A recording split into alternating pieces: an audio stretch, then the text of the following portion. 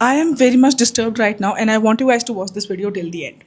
पिछले संडे को 14th सितंबर की रात के 12:30 बजे मैं कहीं से वापस आ रही थी। I was alone, I was driving और 1:45 बजे करीब जब मैं घर पहुंची तो मुझे अपनी रील पे कमेंट आता है किसी सिमरन चोपड़ा की आईडी से कि मैम आप वही हो जो इस नंबर गेट से निकल के इस नंबर गेट में घुसे हो अपनी वाइट पंच कार में।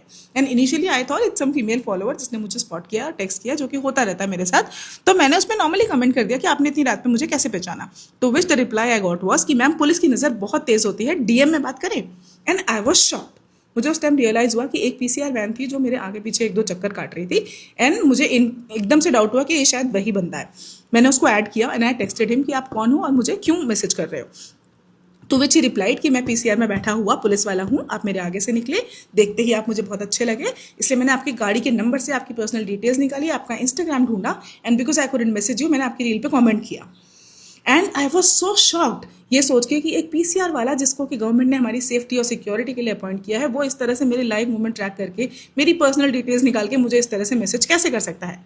And he didn't stop there, he started texting me rubbish उसके बाद कि आप बहुत सुंदर हो, आप इतने साल के दिखते नहीं हो, मुझसे 2 साल बड़े दिखते हो, मुझे आपसे दोस्ती करनी है, मेरी कोई फीमेल फ्रेंड नहीं है, ब्ला ब्ला ब्ला, इस तरह के फालतू messages. And I was so shocked and disturb कि एक पुलिस वाला मुझे इस तरह से मैसेजेस कैसे कर सकता है। They are supposed to safeguard me. खैर अगला पूरा दिन मैं इसको प्रोसेस करने में लगा दिया। एंड ट्यूसडे को मैं उसके चैट के सारे स्क्रीनशॉट लेके पुलिस स्टेशन गई, साइबर क्राइम पुलिस स्टेशन। वहाँ मैंने उसके खिलाफ कंप्लेंट लिखवाई। एंड पूरा हफ्ता मैं इतनी ज़्यादा डिस्टर्ब रही ये सोच के कि भाई मैं 50 साल की होने वाली हूँ और इस उम्र तक भी मुझे अपने आप को इन सब चीज़ों से बचाना है। तो कब तक बचाना है हमें खुद को और किस किस से बचाना है? पुलिस वालों से भी बचाना है हमें खुद को अब।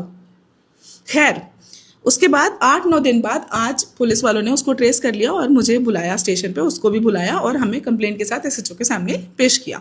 यहाँ सुनो, एसएचओ और उनके नीचे एक और ऑफिसर था, वो मुझसे कहते हैं कि मैम इसने ऐसा क्या ही कह दिया जिससे आप ऑफेंड हो गए, ये तो नॉर्मल है, इसकी कोई गलत इरादे थोड़ी ना थे, ये आपसे दोस्ती ही तो करना चाहता था, आपको दोस्ती नहीं करनी है तो ब्लॉक करो और आगे बढ़ो।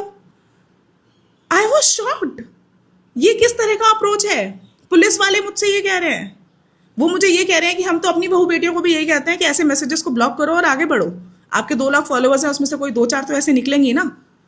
आप कब तक कंप्लेन करते रहोगे ब्लॉक करो और आगे बढ़ो? अरे क्यों ब्लॉक करें, क्यों जाने दें?